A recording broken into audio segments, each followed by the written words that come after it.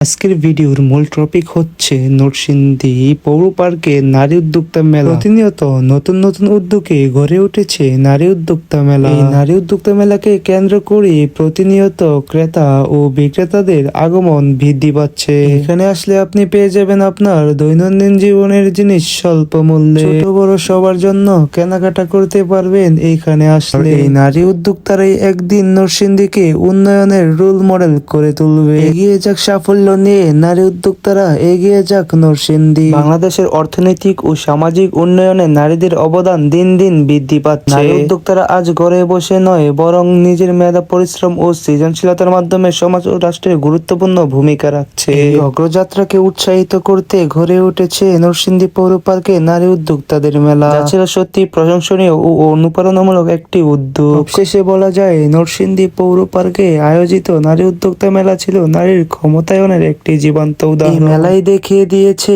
নারীরাও পারে পরিবার, সমাজ এবং দেশকে এগিয়ে নিয়ে যেতে। আমি শ্রদ্ধা ও সম্মান জানাই ওই সকল নারী উদ্যোক্তাদেরকে। আর এই মেলাটি পরিদর্শন করে আমরা সবাই চলে আসলাম ঝালমুড়ি খেতে। সবাই মিলে একসাথে কাটানোর মুহূর্তগুলো এক উৎসব মুখর মনে হয়। আজকের ভিডিওটা এই পর্যন্তই। ভিডিওটা ভালো লাগলে অবশ্যই লাইক, কমেন্ট, শেয়ার করবেন।